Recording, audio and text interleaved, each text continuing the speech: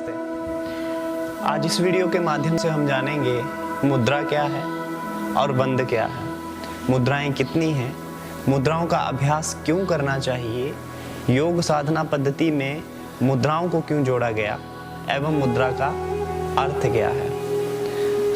सबसे पहले ये जानते हैं कि वास्तव में मुद्रा कहा किसे जाता है। मुद्रा संस्कृत की मुद धातु से बना हुआ शब्द है जिसका अर्थ होता है प्रसन्नता।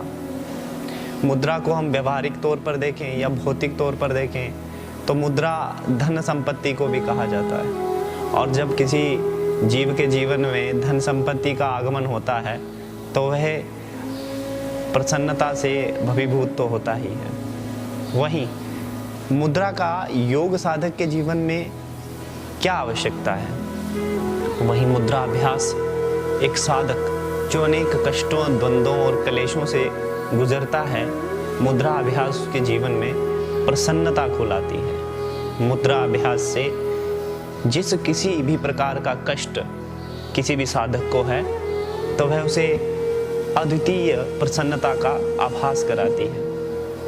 अब कितनी प्रकार की मुद्राएं हैं और हमें कौन सी मुद्राओं का अभ्यास करना चाहिए। अनेक ग्रंथकारों ने या अनेक महर्षियों ने अपने अपनी तरह से मुद्राओं का बखान किया है। हम हठ योग प्रदीपिका को पढ़ें तो वहाँ केवल 10 मुद्राओं का वर्णन किया गया है। वहीं गेरंड संहिता को पढ़ें तो महर्षि गेरंड ने 25 मुद्राओं का वर्णन किया है। उन्होंने मुद्रा और बंध को एक ही साथ वर्णित किया है। अब जो मुख्य तौर पर सामान्य तौर पर 10 मुद्राओं का अभ्यास हर कोई करता है, वैसे तो 25 का करे तो बहुत लाभ होगा। जो 10 मुद्राएं हैं उनमें महामुद्रा, महावेद मुद्रा, महाबंध मुद्रा, उद्यान बंध, जलंधर बंध, मूल बंध, विपरीत करनी, खेचरी, इसी तरह लगभग 10 मुद्राएं हैं और फिर 25 मुद्राओं का अभ्यास हर एक व्यक्ति को करना चाहिए। अब सबसे पहली मुद्रा जिसका हम आज अभ्यास करेंगे, और इस वीडियो में केवल एक अभ्यास करेंगे, उसके बाद अन्य वीडियो में अन्य मुद्राओं का अभ्यास करेंगे। उस मुद्रा का नाम है महामुद्रा। अब महामुद्रा किन व्यक्तियों को करनी चाहिए, वैसे तो सभी व्यक्तियों को करनी चाहिए, लेकिन कुछ स्थान पर इसमें भी सावधानियां बरतने की ज़रूरत है। जैसे किसी की हाल ही में सर्जरी हुई है या किसी का बहुत बड़ा ऑपरेशन हुआ है तो उन्हें इन चीज़ों को या इस मुद्रा को करने से थोड़ा सा बचना चाहिए। पेट की सर्जरी हुई है या पेट का ऑपरेशन हुआ है, गर्भवती स्त्रियों को नहीं करनी चाहिए। मासिक धर्म के दौरान किसी भी स्त्री को मुद्रा अभ्यास नहीं करना चाहिए। बाकी कोई भी सामान्यतः कोई भी व्यक्ति मुद्रा अभ्यास कर सकता है। आइए जानते हैं महामुद्रा का अभ्यास कैसे करें। तो सबसे पहले साधक को दंड आसन में बैठना होगा।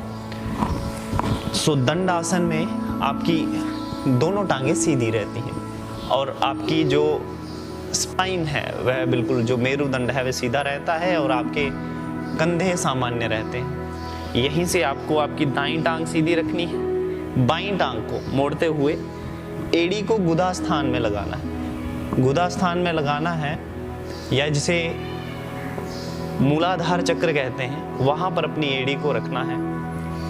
यहीं से दोनों हाथों से तर्जनी उंगली, दोनों तर्जनी उंगलियों से ऐसे अंगूठे को भी पकड़ सकते हैं या फिर अपना पाँव ऐसे भी पकड़ सकते हैं। और ध्यान देने की बात यह है कि आपने अपनी दोनों बाजुएं सीधी रखनी है, ऐसे नहीं रखनी, ऐसे नहीं रखनी या ऐसे नहीं झुकना। बाजुएं सीधी, कमर सीधी। यहाँ पर आपने मूल बंध और जलंधर बंध लगाना है। अब मूल बंध और जलंधर बंध क्या है, देखिए, गुदा स्थान से प्राणवायु को ऊपर खींचना, श्वास को ऊपर खींचना और गुदा स्थान को बंद कर रखना, ये मूल बंध हो गया। और अपनी चिन्ह को चेस्ट के साथ टच करके लॉक लगा देना, ये जलंधर बंध हो गया। अब यहाँ पर अपने पाँव की उंगलियों को पकड़ के मूलाधार से प्राणवायु को ऊपर खींचना, जलंधर बंध लगाना, श्वास को बाहर छोड़ते हुए जलंधर बंध लगा देना। अब कुछ देर यही रुकना, फिर श्वास लेते हुए जलंधर बंध खोल लेना और फिर मूल बंद खोलें। इसी तरह 3 से 4 मिनट आप एक अभ्यास में रुक सकते हैं। फिर इसको बदल लेंगे, दायां पाँव हमारे गुदा प्रदेश के स्थान पर जाएगा और बाईं टांग सीधी रहेगी और सेम प्रोसेस रहेगा। अब इसी में इसके वेरिएशंस भी हैं। कुछ लोग यहाँ पकड़ के पहले श्वास भर ले, श्वास छोड़ते हुए पहले मूल बंद लगाएं, फिर नीचे झुकें और जलंधर बंद लगाएं। जितना झुक सकते हैं नीचे झुकें।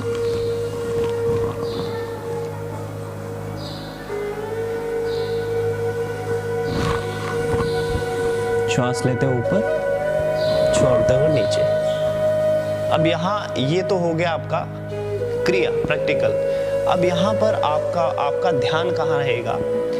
हमारा ध्यान हमारे शरीर की कुंडलिनी शक्ति पर रहेगा।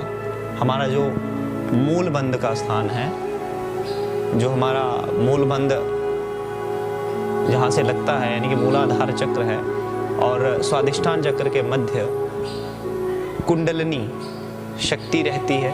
उस कुंडलिनी शक्ति को जागृत करने के लिए महामुद्रा का अभ्यास किया जाता है।